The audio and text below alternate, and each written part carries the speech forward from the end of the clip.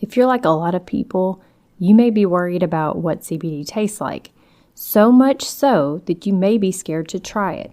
So why does CBD have the taste that it does? And should you get a variety that has added flavor? Let's find out. What's up, my friend? Welcome to the CBD and You podcast. And yes, you means you. And I believe you are here for a reason.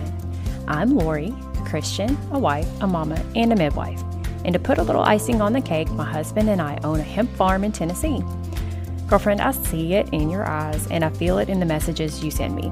You are tired of waking up every day exhausted with aches and pains that you really thought you were too young for. And with all the stress and anxiety of the day, you're over it. Are you starting to wonder if this is really all life is? I hear you, and you are not alone. God did not design us to just survive. He designed us to thrive. So if you're ready to embrace this beautiful life God has given you by discovering some of His best gifts for His children, rewarm that coffee you forgot about in the microwave, and let's take a minute to pour back into you with a quick chat and some me time. Let's go.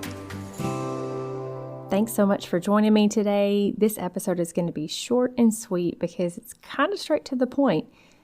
But as you know and have probably heard, CBD can taste a little off, a little bad, depending on how you want to describe it. And the flavor of the CBD oil depends on a lot of things. The main flavor you pick up on in full or broad spectrum CBD is the flavor of the terpenes. Terpenes are what gives the plant its scent, and in this case also its flavor.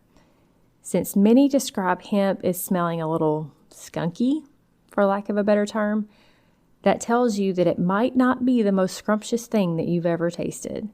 And batch to batch, it can vary, even coming from the same field and the same strain. One batch can have a little bit different characteristics of flavoring to the next batch. That skunky taste is what I refer to as being hempy. Some call it earthy or bitter or grassy, but it's just this word hempy describes what hemp tastes like to me. While taking it out might seem like a great solution, there are actually benefits to keeping those terpenes in. They play a role in what I've told you about before, that entourage effect. The terpenes play a role in that, which basically means the sum of the whole is greater than its individual parts, in effect. So if you take all the things out of CBD and spread them all out and take each of them individually, you're not going to get the same benefits as if you take them all together stacked up because of the way they work together. Some of the terpenes may have anti-inflammatory, analgesic, and even anti-anxiety properties, again, depending on the strain and what terpenes are present. Another thing that you may taste in CBD oil is the carrier oil. For our products, we use organic MCT oil, which has not really much flavor to speak of. Now, if all this talk of hempiness and skunkiness and terpenes and all this is a little much for you and you're thinking, that doesn't sound too appealing, then the good news is here at Alera Ridge, we offer 2 flavors of our CBD oil as well that you can give a try. We add therapeutic grade essential oils to 2 of our flavors to mask that terpene flavor. We offer cinnamon and peppermint. Our cinnamon variety tastes to me like big red gum. You remember that gum you used to chew when you were a kid? That's what it tastes like to me. And then the peppermint tastes like peppermint. Our natural variety is actually not too bad either. I ended up using some the other day because it happened to be open here at my house. And I was actually surprised that it didn't bother me much at all, and the flavor was not very strong. But if, again, that description of the taste is off-putting and you just don't think you're going to be able to handle it, just pick one of our other flavors, either the cinnamon or the peppermint. Or if you don't like either one of those flavors, you can always buy the natural variety and add your own flavoring. So if you have an essential oil that you prefer, you can always add your own. So that pretty much covers all the bases. This is, again, a very short episode because I didn't really have much to add other than just to explain to you where the flavor comes from. So hopefully now you understand. I hope this helped. And if it did, please share it with a friend.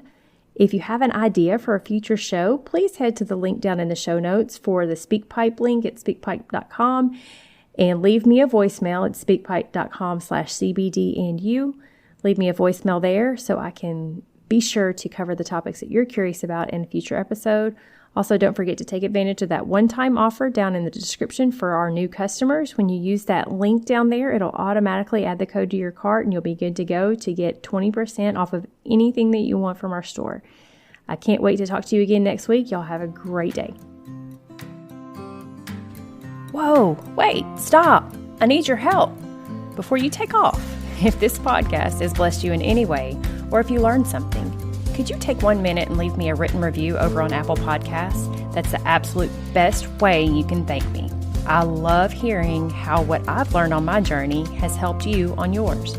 Remember that the word says every good gift and every perfect gift is from above. CBD is one of them, but there are so many more. Cling to him and you will never go wrong. Thanks for listening, and I'll see you back here in a few days.